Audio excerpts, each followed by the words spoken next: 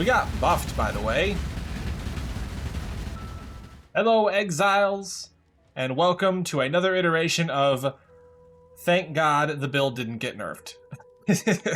I'm always worried this one's gonna catch a stray because, I mean, Detonate Dead has been through a lot. Corpse scaling has been through a lot. Feels like most of the people making builds for this are gone, but we're still here, and for damn good reason. We got a buff. We got a buff. In fact, the Corpse Pact effect that causes us to gain attack speed for consuming a corpse still goes up to 200%, but is now 4% increased attack and cast speed per for each corpse consumed recently. This is a very big deal because it affects our real DPS, right? It doesn't actually change your top DPS, but we get there in half the time, and that's the build does a great job reaching higher DPS numbers with like higher investment, especially considering this is a build that I've been using this entire time. Never put a mage blood on it. We have never needed it. We have never needed anything quite that extravagant. Although for its current state, it has some very expensive items, and we would need to start going to that level of extravagance. That said, this is spinning up twice as fast, which means that getting to our maximum actual DPS value is much more consistent. And because that's more consistent, our DPS in boss fights especially is going to be much higher because things like repositioning aren't going to affect us as much. And I think this is like almost a deceptively powerful buff to the build overall.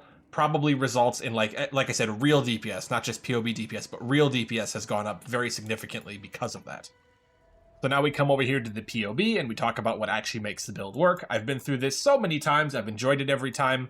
This is more or less the only cast-on-cast build out there. There's some other things you can do with like Vixen's Entrapment and Doom Blasting people, and then for a little while you could also use Kitava's Thirst for triggering your Frostbolt. But generally speaking, this is the only build I know of where casting one spell triggers the spell you're actually using for damage. Although, to be fair, both play a significant role in how that damage is calculated, so we'll get into that first. First thing you need to know, Kitava's Thirst, our spell needs to cost at least 100 mana. Also, the helmet requires level 44. Generally speaking, you're looking at level 50 when the build comes online and you're actually casting to cast. Before that, and this is the other buff we got, yes, we got two buffs, you generally just kind of self-cast with a Spell Cascade Desecrate and Volatile Dead. Volatile Dead does 25% more damage to all levels now.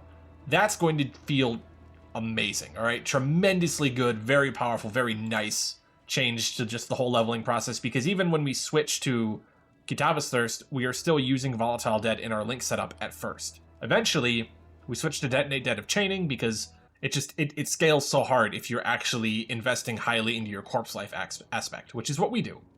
The star of the show in this case is Unearth. Unearth fires a projectile that creates a corpse of a bone archer on the ground. Simple enough. At level 20, you have a level 70 corpse. This is actually very bad. Originally, it was a level 80 corpse, and I have to admit, that might have been too strong. This build used to do kind of really tremendous amounts of damage for very little investment, especially in like the terms of rushing your first two Void Stones.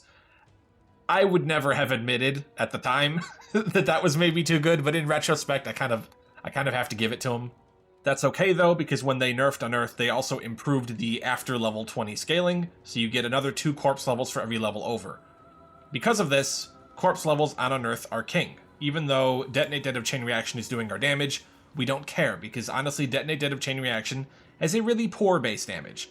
But the explosion from the corpse was never nerfed, which makes this still very strong for our build, and that's what we care about most. There's kind of a double whammy of synergy that goes on here, because Unearth is our triggering skill. We're trying to get the mana cost up to a certain point. We use the Archmage support to that end. And then things like Inspiration to also rein it in, right? We want to get as close to 100 without going under. That creates the most mana efficient setup possible. And to that end, we're just looking to throw on whatever we can to improve it. Things like Empower for levels, Enhance, which gives you quality that gives you corpse life, and GMP, you know, obviously to get more projectiles to create more corpses at a time. At the very top end, this setup gets a little expensive, but this is not very necessary unless you were like actually trying to break into aspirational content with the build, which I did do. I was shocked at how well it performed last league. I thought after the nerfs I was going to run into trouble, and then again it seemed to just go farther than ever. Some things to talk about outside of the damage and how it gets done. The current survivability stats you're seeing over here are based on a endgame setup that is not like super high investment, as well as a tree that matches it. It's still a high level tree, but all of this is here. You see the high effective hit pool, the decent phys max hit, the decent other stats. That is with Val Molten Shell off. These numbers go up a lot when we turn these on, which is very useful for mapping. As you can see, the POB lags because it's a very old comprehensive POB at this point, but the build is very tanky. And part of the reason it's like that is because we use Mistress of Sacrifice to make our offerings affect us, and then we use that offering to scale a ton of attack and spell block. And that just kind of, that combined with some okay bonus to max res kind of covers the loss of spell suppression that you kind of need on right side builds.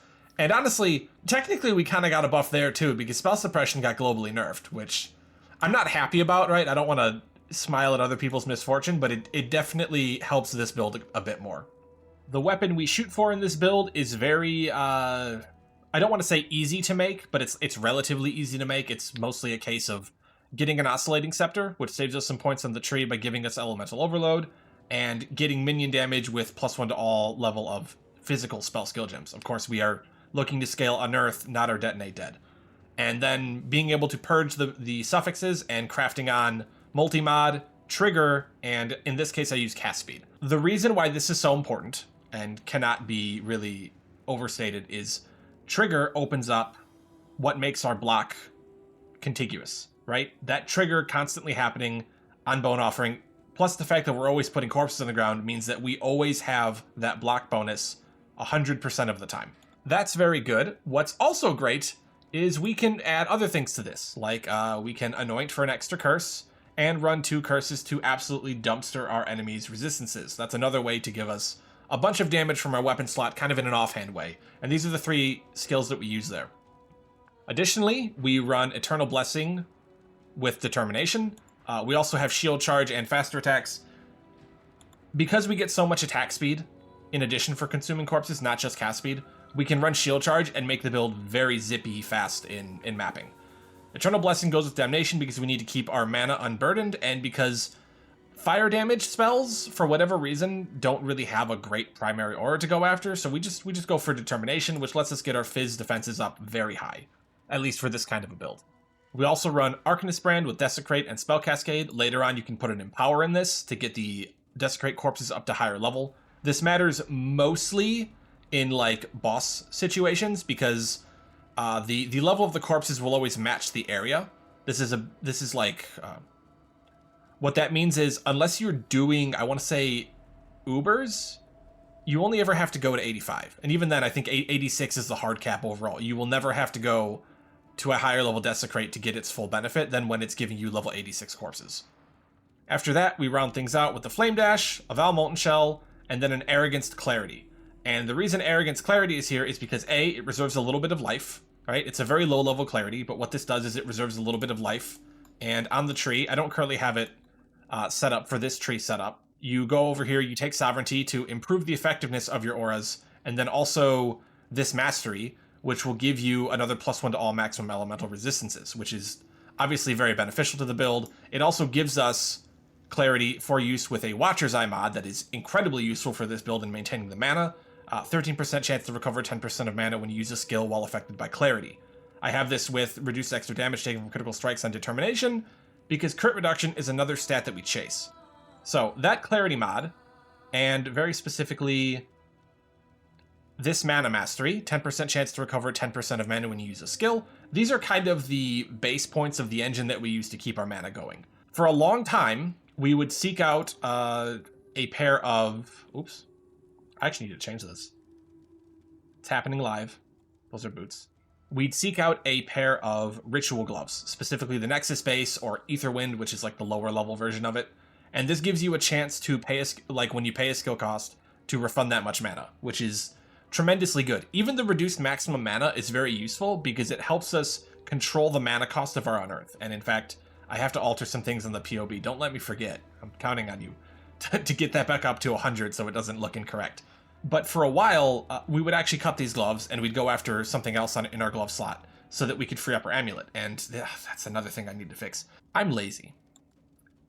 Now, pretty much no other build uses Unearth, which means that Replica Dragonfang's Flight 4 Unearth is very cheap, and it gives us 3 Unearth gem levels. This is about as good as it gets in the amulet slot for our build, and it's really everything we care about. 110% prioritize getting this, because A, there's not going to be a lot of competition for it, unless a bunch of people end up playing this build, in which case I'm sorry. And B, 3 Unearth gem levels is a tremendous boost to DPS, but each Unearth gem level is worth more than the last one. That's a very important thing to consider. Getting +3 from this, +1 from your weapon, and then +1 from corrupting the gem gets you to 25. 25 is level 80 corpses. That is when things start to feel really good. After that, things start to feel absurdly good. Like at level 80, you are blasting through, or level 80 corpses rather, you are blasting through T16s like it's nothing. It's not just quick now, it's like insanely quick. I want to say switching to Dragonfang's Flight really has shorn up a lot of the problems with the build as far as the endgame feeling goodness, good feelingness that comes in when you're looking to get your DPS over that next hump or get through that early stage where right as your gem levels are hitting 20, you kind of feel like maybe the build isn't quite doing enough. This fixes all of that. I cannot recommend this enough. It's the most important thing to go after first when you're starting to invest money into the build.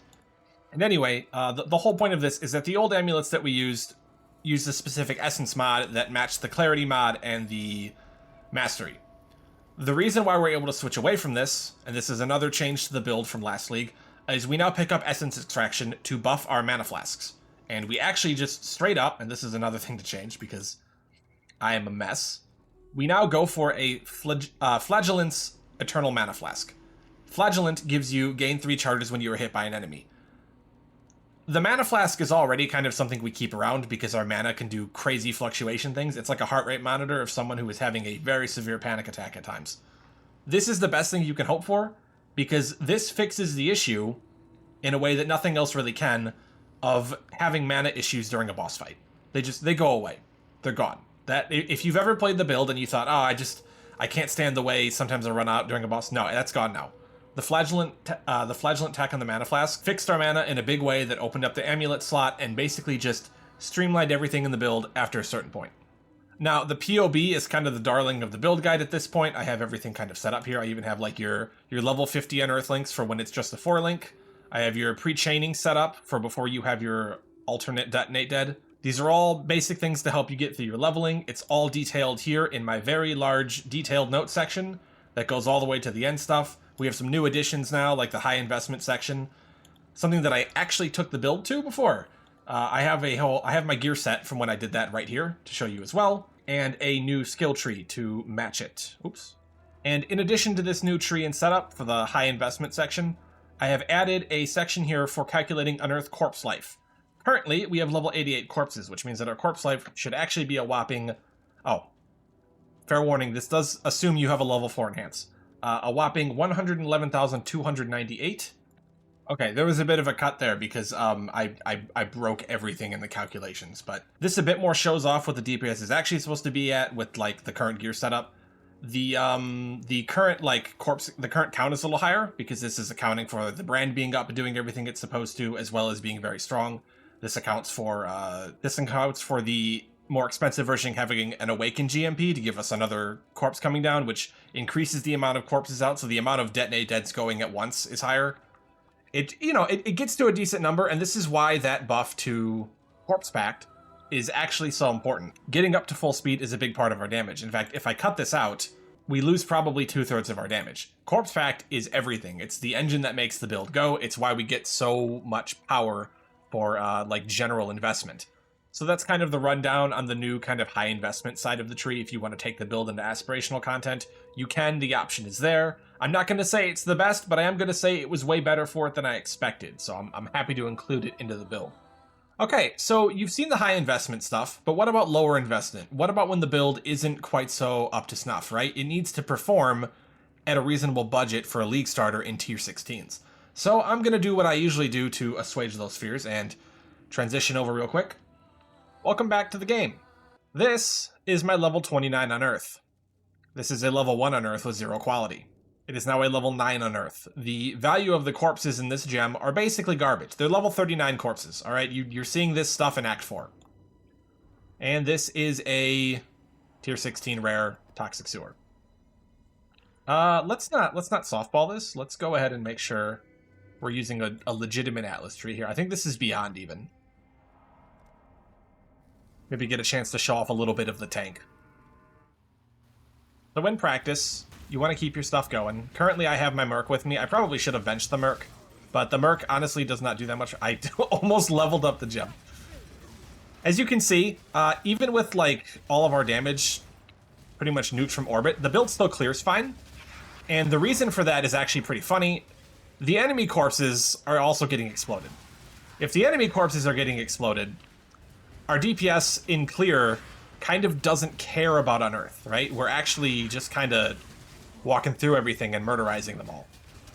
Now, in this situation, right, you're going to see the DPS tank. Oh, I almost cheated and used my Arcanist brand. The Arcanist brand's on this guy, so this is not accurate. But you can see, even with everything off, the actual base damage of the skill is kind of enough for things to work out at least somewhat well. All right, we can even pop into the Affliction. No one cares. And the build is very tanky, so if you have to stand there and take hits, you can absolutely do that too, right? I don't think you can get through a Wave 30 Simulacrum, which this build did with that. Sure, give me shot ground.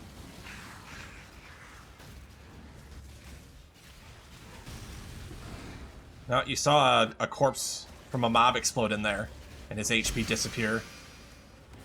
It's always a good time. So yeah, this is the build. I hope you're interested in playing it, or if you have played it, I hope you're interested in trying it again, especially now that I have kind of a much better handle on how to do endgame progression and what to go after. I desecrate Brandon him, I'm sorry. Force of habit. It's still pretty slow, though. I should have let that hit me. I'm pretty sure I can tank that, even without Molten Shell up. But this is meant to be a showcase that, even with next to nothing, this build can get it done. And it will, right? You get into T16's baseline. Ah! You get into T16's baseline, you're going to be able to handle it. Because a level 20 Unearth is not hard to come by, and it is... I can't even begin to describe how much better this single target will be with that than what we currently have going on here. Especially once you have, like, just a basic level 3 and a level 3 Empower and Enhance in your Unearth 6 link. Things really start to move after that. But a lot of the gearing in this game... This is nice. A lot of gearing in the game... You know what? I'm not going to tempt fate. A lot of gearing in the game comes down to shoring up our single target situations because the clear is so inherently robust. And yes, like any Detonate Dead skill, very good for Blight.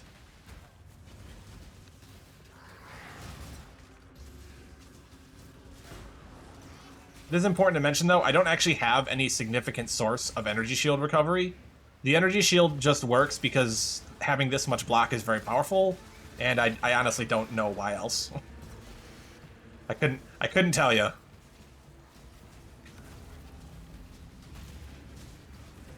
But it's significant enough, it stays around. It's very nice in boss fights. That's like, I feel like that's where hybrid does the best, is like in a boss fight.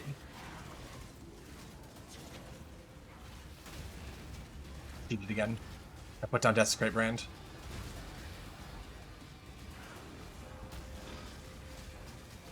And you can see I don't ever run into mana issues because, well, my flask basically can't run out of mana.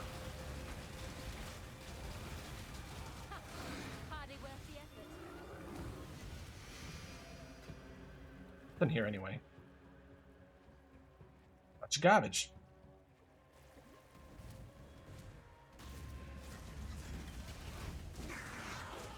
Oh, that was a good example of why the tank is necessary. You saw for a moment there, when I was kind of coming in from a cold start, things weren't working out. That's why you need your tank. And I should probably go over why the tank is how it is for a little bit. Obviously, we have the spell block. We also have quite a bit of recoup. And recoup is really nice in this setup where you have energy shield, mind over matter, and just like kind of robust life all playing nice together. Recoup applies to your, like, the life regain that you get from recoup applies from all damage taken, even the damage that is applied to mana and energy shield. And this is where things I would like to describe it as they get kind of silly. A bunch of guys over here yet. I should try to lure the bosses together, because if one dies, it will kill the other instantly. It's actually pretty awesome when it happens. Or not. I guess... Oh no, there it goes. I was like, or not, and then the shaman finally popped, and you watch the boss lose all of their HP. That's a great thing for invitations, by the way. I think I was saying something just now, and I lost my train of thought. That's unfortunate. We're nearing the end of the map. Oh, right, recoup. So the damage from everything kind of comes together, and it all applies to your life. So if something hits you really hard, your life fills up to full very quickly. Additionally, we have some mana recoup, which is part of why we can have recoup in general, and have it not, like, mess up everything else going on.